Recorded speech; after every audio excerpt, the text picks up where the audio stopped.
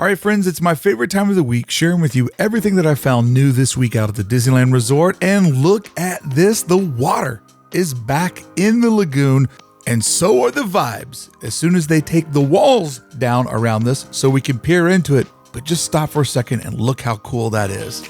Not an attraction that I ride ever, but one that I admire always. Happy to have that back. And speaking of things I'm happy to have back, over in New Orleans Square, the character artists are back, or the character artists, if you will. iPhone photos are so 2020. Why not get a hand-drawn illustration of yourself? And don't forget, it costs twice as much if you show 2 eyeballs. Profiles, half off. But once again, Disney taking typical carnival merchandise or experiences and plussing it up with the theming of New Orleans Square. How ironic, after last week's bashing on the PhotoPass system, did this get announced? Capture your moment at Disneyland Park with your own PhotoPass photographer. Capture the fun and excitement of your special day in own unique style with Capture Your Moment, a new limited time offering for a personalized 20-minute Disney PhotoPass photo session. But oh wait, it gets better, because photos are not included in the price of your photo session. However, you can download your moments if you signed up for Genie Plus, and it is only $99 per 20-minute photo session. I hope there's an A-list of photographers that can do this, because the ones in the park are not up to that quality. Save your money and take a photo with your best friend and an iPhone. Today's the day that Star Wars fans have been waiting for. Obi-Wan Kenobi drops 2 episodes over on Disney Plus. If you're like me, one of the main attractions of signing up to Disney Plus was the promise of Star Wars content. And now that Star Wars is a TV show and no longer a movie series, well, it's nice to have Disney Plus because you can watch the TV episodes. And no spoilers, but watching the first 2 episodes, it was nice to see a lot of stuff inside of there that is very much reminiscent of Batuu at Star Wars Galaxy's Edge. Speaking of Disney Plus synergy, over in DCA, you can get your photo with the Rescue Rangers if they're standing in front of this. I do like the halftones that were put into their logo.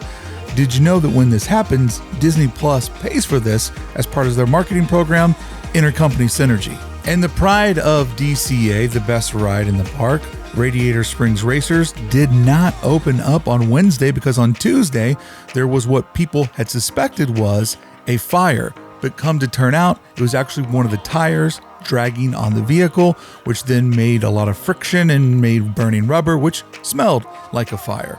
So the attraction was closed, and I believe it's testing over this weekend. Nothing to worry about, just a little bump in the road, as we say over in Radiator Springs.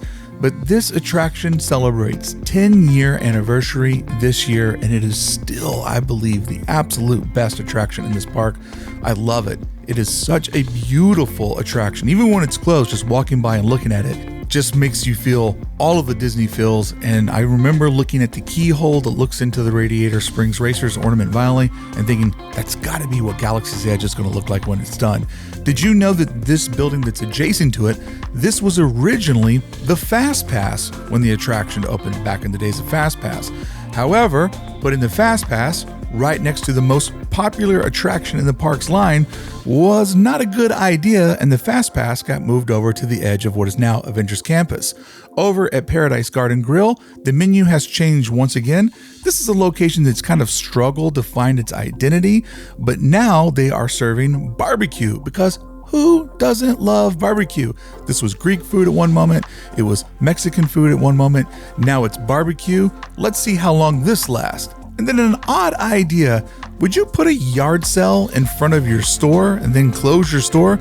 Because Disney did. There's this Stitch-only pop-up that is blocking the outside edge of the store that is right across from Little Mermaid, the Embarcadero.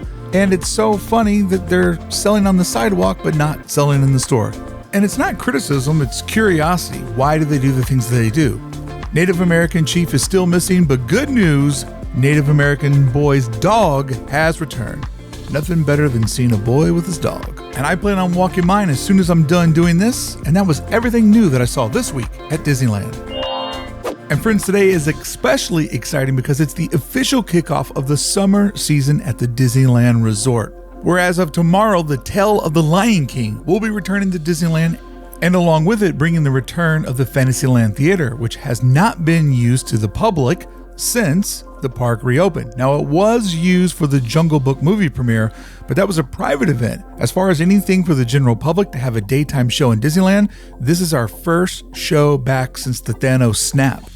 And even though this might not be your favorite show, you should be excited that daytime entertainment is back in the park. This is the thing that'll give people a place to go. And along with it, it's bringing Troubadour Tavern back with a brand new menu as part of not only the return of Tale of the Lion King, but also as part of Celebrate Soulfully. And you can see they are going down to the wire as we caught this artist working on painting the tree. And it looks like he's got a decent amount of tree to paint. Last week, this is what the left corner of the stage looked like, which is stage right. And this is what the entire rendered artwork will look like once the show comes online. But you can see he's still got a way to go. So go, little painter, go. You can do it. I can believe in you. Saturday is only a day away. The Tale of the Lion King got great reviews when it was taking place over at the Pixar Pier Paradise Gardens area. But as you can see from this wide shot, there is absolutely no shade whatsoever. They didn't have a canopy over the stage. The audience had no cover. It was like dare to get a sunburn to see the show. Looking over from the bridge, you can easily see where the performance area is, and there is zero shade over there. So putting this inside of a real theater with a lighting system and a nice canopy is not just a celebration for the performers, but for us, the guests as well. So Celebrate Soulfully is celebrating Black History Month. We had Celebrate Soulfully back in February during Black History Month, and it felt a little bit thrown together and was missing some pieces. So now we have Celebrating Black Music Month, which means there will be music being played all around the resort celebrating this, but as well special treats you can get at Ralph Brennan's Jazz Kitchen, the Troubadour Terrace next to the performance area, and over at Award Wieners.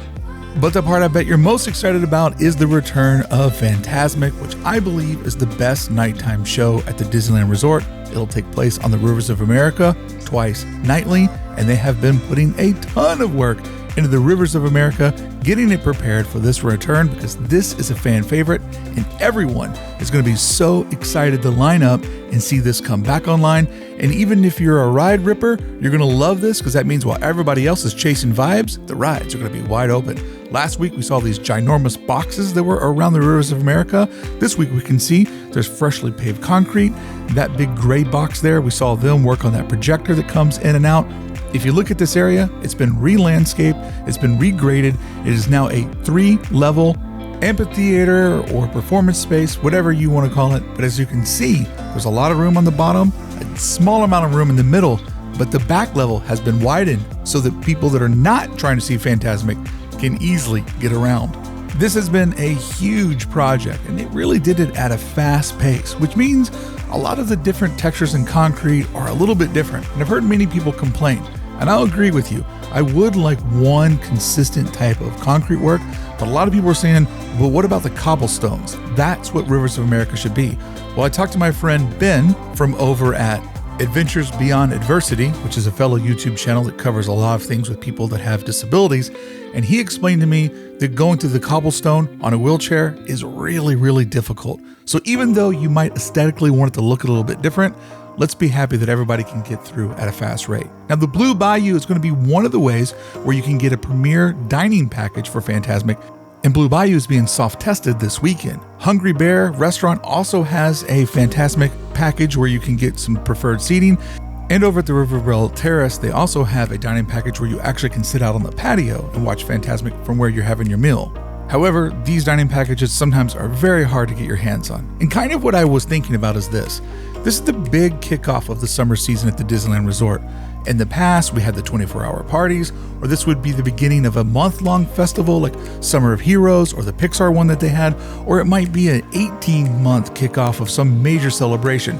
I know right now we're just celebrating the park returning, but it is very odd to me that tonight, the first night of Memorial Day weekend, which is always the beginning of the Disneyland summer season, that they're starting off with a ticketed after dark event, which means that people that maybe bought tickets that came into California and don't know any better are going to have to leave Disneyland tonight at 6 o'clock. It just seems like an odd way to kick off the summer season, and I know it's tied in with the conjunction of Celebration being in town, but it would have been nice if maybe that party was last night, aligning with the first night of Celebration, and that the summer season would kick off for everyone to be able to enjoy Disneyland, not just those who are lucky to get these after dark tickets, many of who bought these tickets pre-pandemic. I know we're slowly working our way back to normal, but to me it just feels like a very odd way to kick off the summer season, which is normally one of the most exciting and fun parts of being a fan of Disneyland. all year long. So this is an interesting part of coming to the park every week and filming for Update. This Downtown Disney West End construction project was going so fast on the demo, but once they got all the buildings down, we started to notice that nothing new was happening. I mean, nothing new. In fact, they opened up the parking lot that they were using for the loading and unloading of materials and supplies. I even found the gate open, was able to take a photo of myself in front of the raw Disneyland dirt. And I'm wondering, this is a project that got paused once before. Remember the crazy big hotel that was going to get built in this exact same spot? And at the very last minute when the bulldozers were coming, they canceled it.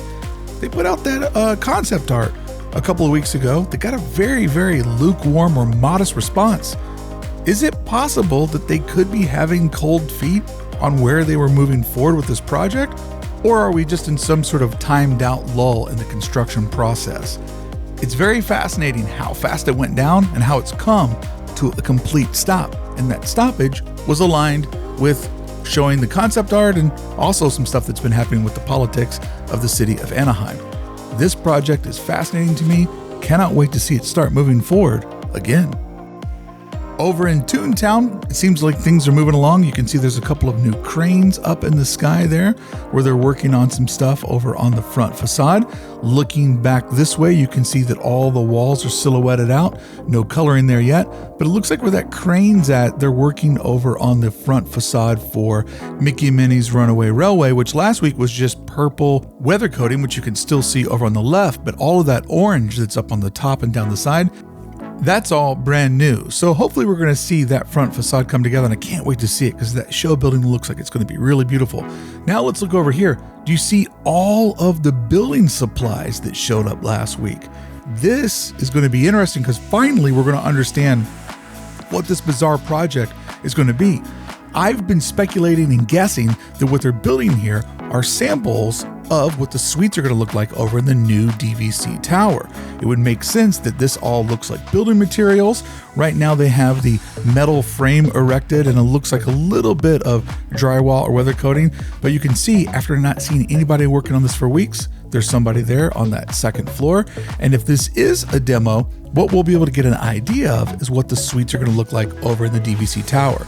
If you look at the way that the ceiling there is angled of that yellow weatherproofing, I believe in the concept art that the luxury units that are over in the far corner, you can see there that triangle shape, right? That triangle over on the far left, that seems to look similar to the area that we're looking at right here. So good chance this could be a demo of the units for people to buy. All right, friends, let's look at some various projects going on around the resort. We have a new box that popped up right on the outside of Ariel, but we've also seen some of the boxes that were around Ariel go away over this last week. So this has been an interesting project. You can look back last week and you can see there was boxes going all the way down. Now they have added this one over in between Ariel and the Embarcadero store, but where the boxes were removed, we can see, shout out to the Sidewalk Gang, new sidewalks. Look at that guy in the stroller, deciding to go down that path because he knows it's smoother and way cooler. We do see that there are some of these boxes left, but last week it was the entire run of the building. So they've been going around DCA and doing a lot of this work. And you can see all those boxes we were just looking at have been removed, but voila! Now we have this big box that's around the Seaside gift shop. And this is tied into what's happening over at the Pixar Pier Hotel, because over there at the little checkpoint, you'll be able to take a right, walk along the way the camera's going, and where those trees are, you'll be able to go along the backside of DCA, and that will be a private entrance for people that are staying over at the Pixar Pier Hotel. And Seaside Souvenirs will connect with that spot. So this will be where those guests are able to pop in, finally having access to the parks that's their very own. And that hotel does need this, but this sidewalk beautification has been really wild, and it's weird how the textures look so different until they get, 10,000 steps in, and then they all kind of seem to be the same level of old sneaker gray. But yeah, interesting project that's going on. Last week we noticed there was a little something happening with the memorial plaque as you go into Frontierland, and now the walls are down, but there's this wood box around the flagpole. I don't know about that. That wood box is definitely interesting. Coming here every week, I get so used to all of these changes. Pirates will be opening up next month. The treehouse is going down. But it's always fun when I come here with one of my friends that doesn't come as often as me, and I get to catch their reactions to some of the changes. So, friends, Adam the Woo responding to the treehouse. Anything missing, Adam? The tree is gone. Completely gone. Not to do a Star Wars tie-in, the Jabba the Hutt, the Easter egg Jabba the Hutt is gone. That was in the tree trunk. Remember that? Yeah. You see a Jabba right over there. Right there on the roots. Are they going to replace it or just? No, it's gone for traffic flow. Jabba no bomb. Friends, I'm so lucky to get to go to the Disneyland Resort each and every week, and I love taking all of you there with me. But sometimes going, you can just take it for advantage, take it for granted. It's human nature, and I'm guilty of it. But getting to see it back through the eyes of someone who hasn't seen it in a long time, it's such a special feeling. This is my friend Greg. He's the 1313 member. He lives over in Australia, and this is his first time in the park since the pandemic, and his first time ever in Galaxy's Edge and seeing the Millennium Falcon. This was worth everything. Thanks, Greg, for taking the lap with me and letting me steal your magic. Have a happy and safe Memorial Day weekend, everybody. There it is.